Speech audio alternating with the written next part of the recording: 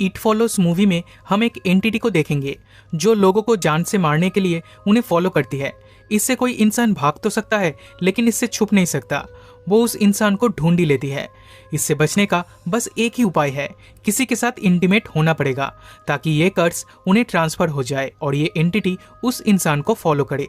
लेकिन ये सुनने में जितना आसान लगता है रियल लाइफ में उतना आसान नहीं है। तो मूवी के शुरू में हम एनी को देखते हैं जो भागते हुए अपने घर से बाहर आती है। वो बहुत ही डरी हुई थी और किसी चीज को देखकर भाग रही थी। तब उसके डैड उधर आते हैं। वो उसे शांत करने की कोशिश करते हैं लेकिन वो घर से भाग जाती है। अगले सीन में हम उसे बीच पर देखते हैं। वो अपने पेरेंट्स को कॉल करके कहती है, मैं आप दोनों से बहुत प्यार करती हूँ। आज तक मैंने जो गलती की है उसके लिए मुझे माफ कर देना। शायद ज्यादा देर तक मैं जिंदा नहीं रहूंगी। फिर अगली सुबह बीच पे उसकी डेड बॉडी मिलती है। उसे बहुत ही बेरहमी से मारा गया था और उसे शायद उसी चीज ने मारा था जिससे वो भाग रही थी। इसके बाद हम जे को देखते हैं। वो स्विमिंग कर रही थी और तभी उसकी सिस्टर केली उधर आती है। वो जे के न्यू बॉयफ्रेंड ह्यू के बारे में पूछती है तो जे शर्मा जाती है और कहती है, आज हम दोनों डेट पे जाने वाले हैं। इवनिंग में उसके दो फ्रेंड्स पॉल और यारा उससे मिलने आते हैं। डेट के बारे में सुनकर पॉल अपसेट हो जाता है क्योंकि वो जे को पसंद करता है। कुछ देर बाद जे उसके बॉयफ्रेंड के साथ मूवी देखने जाती है। उधर ह्यू को येलो ड्रेस में एक लड़की दिखती है। वो जे से पूछता है, क्या तुम्हें वो लड़की दिख रही है? जे कहती है, नहीं, उधर तो कोई भी नहीं है। ये सुनकर ह्यू बहुत घबरा जाता है और उसे लेकर बाहर चला आता है। फिर वो दोनों एक रेस्टोरेंट में डिनर करने जाते हैं। तब हम देखते हैं एक आदमी ह्यू की तरफ ही आ रहा था। अगले दिन केली जे से उसके डेट के बारे में पूछती है। तब जे कहती है, डेट कुछ खास नहीं थी क्योंकि ह्यू कुछ अजीब सा बिहेव कर रहा था। उसी रात वो फिर से ह्यू से मिलने जाती है और ये दोनों ह्यू की कार में इंटीमेट होते हैं। लेकिन तभी ह्यू उसे बेहोश कर देता है। जब उसे होश आता है तब वो खुद को एक व्हील चेयर पे बंधा हुआ पाती है। उधर ह्यू भी था। वो कहता है, मेरे पीछे एक एंटिटी पड़ी है जो मुझे मारना चाहती है। एक बारटेंडर के साथ मैंने वन नाइट स्टैंड किया था, तब से मेरे साथ ऐसा हो रहा है। इससे बचने का बस एक ही उपाय है, मुझे किसी के साथ इंटीमेट होना होगा। इसलिए मुझे तुम्हारे साथ इंटीमेट होना पड़ा। अब ये कर्स तुम्हें ट्रांसफर हो गई है। अब तुम भी इसे देख पाओगी और ये तुम्हें फॉलो करेगी। ये बहुत ही स्लोली तुम्हारे पास आएगी लेकिन ये बहुत चालाक है, किसी भी रूप में आ सकती है।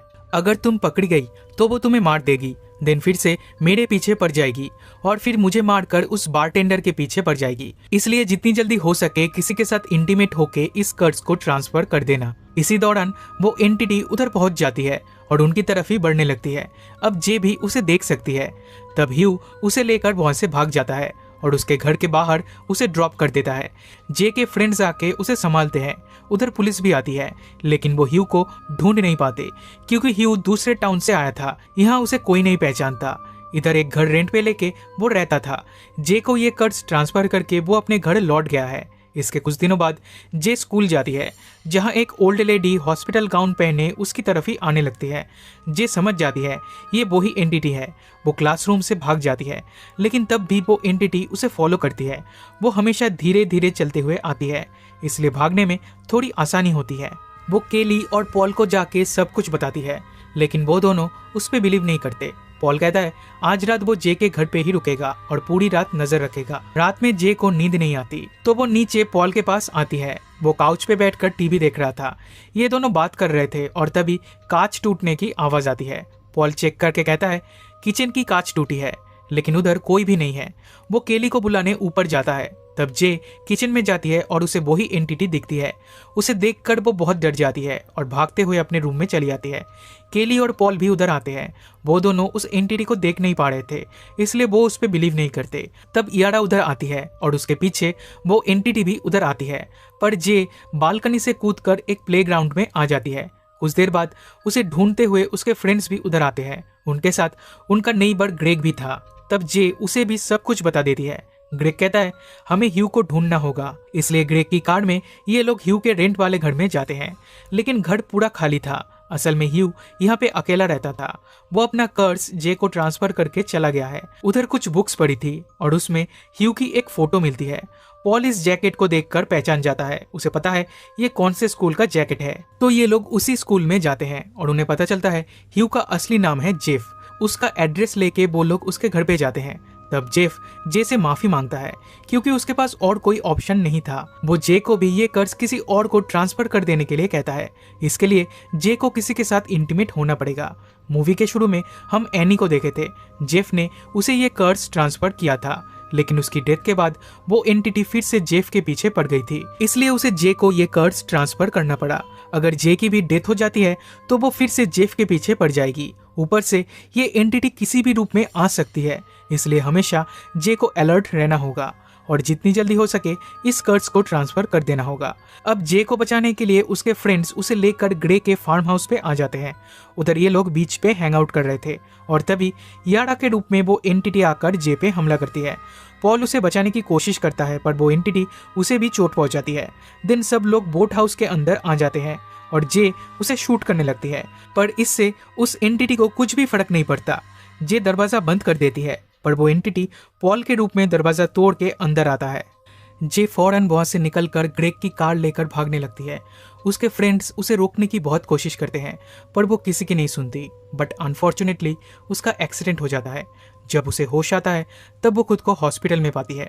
उधर भी वो डर रही थी कि कहीं वो एंटिटी ना आ जाए। ग्रेग कहता है वो जे के साथ इंटीमेट होना चाहता है ताकि ये कर्ज उसे ट्रांसफर हो जाए। तब जे भी मान जाती है और हॉस्पिटल में ही ये दोनों इंटीमेट होते हैं। कुछ दिन बीत जाते हैं पर जे को वो एंटिटी नहीं दिखती, लेकिन वो ग्रेग के लिए परेशान रहती है क्योंकि अब उसकी जान खतरे में है। उधर ग्रेग इस मैटर को कैजुअली लेता है। वो कहता है अभी तक उसे कोई भी एंटिटी नहीं दिखी, ये सब बस वहम है। जे की मेंटल कंडीशन शायद ठीक नहीं है। लेकिन उसी रात जे विंडो से ग्रेग को देखती है। वो समझ जाती है ये ग्रेग नहीं, असल में वो एंटिटी है। वो ग्रेग को कॉल करती है पर उसका फोन बिजी था। इधर वो एंटिटी डोर पे नॉक करता है पर कोई दरवाजा खोल नहीं रहा है। ये देखकर वो विंडो तोड़ के घर के अंदर जाता है। जे भी भागते हुए उसके पीछे जाती है और देखती है ये एंटिटी ग्रेग की मॉम के रूप में उसका डोर नॉक कर रही है। जे चिल्ला के कहती है ग्रेग प्लीज दरवाजा मत खोलना, तुम्हारी जान खतरे में है। पर ग्रेग को कुछ भी समझ में नहीं आता। वो दरवाजा खोल देता है और वो एंटिटी उसे मार देती है। दिन वो एंटिटी फिर से जे के पीछे पड़ जाती है। अगले दिन पॉल कहता है वो उसके साथ इंटीमेट होना चाहता है ताकि ये एंटिटी उसके पीछे पड़ जाए, लेकिन जे उसे मना कर देती है क्योंकि वो एंटिटी पॉल को भी मार देगी। तब जे और उसके फ्रेंड्स मिलकर उस एंटिटी को खत्म करने का एक प्लान बनाते हैं। ये लोग एक स्विमिंग पूल में जाते हैं और पूल के आसपास इलेक्ट्रिक डिवाइस रख देते हैं। ये लोग उस एंटिटी को इलेक्ट्रिक शॉक देकर मारना चाहते हैं और जे पूल में उतर के उसका वेट करने लगती है। कुछ देर बाद वो एंटिटी उधर आती है, लेकिन वो बहुत ही ज्यादा स्मार्ट है। वो उनका प्लान समझ जाती है, इसलिए इलेक्ट्रिक डिवाइस को जे के ऊपर ही फेंकने लगती है। तब केली उसके ऊपर एक कपड़ा डाल देती है और पॉल उसे शूट कर देता है। तब वो पानी में गिर जाती है, लेकिन फिर भी जे को नहीं छोड़ती, उसका पैर पकड़ लेती है। तब पॉल उसके सर में गोली मारता है और वो जे को छोड़ देती है। फिर चेक करने पर जे को उधर वो एंटिटी नहीं दिखती, बस खून दिखता है। उनका ये प्लान भी फेल हो चुका था, इसलिए ना चाहते हुए भी जे को पॉल के साथ इंटीमेट होना पड़ता है और वो एंटिटी अब पॉल के पीछे पड़ जाती है। फिर एक दिन वो कुछ लड़कियों को देखता है और सोचता है उनके साथ इंटीमेट होके ये कर्ज उन्हें ट्रांसफर कर देगा, पर उसकी हिम्मत नहीं होती उनसे जाके बात करने की। इस तरह से कुछ दिन बीत जाते हैं, लेकिन पॉल को वो एंटिटी कहीं भी नहीं दिखती। लेकिन हम व्यूअर्स देखते हैं वो एंटिटी उनके पीछे ही आ रही है। इसी के साथ ये मूवी पे खत्म हो जाती है।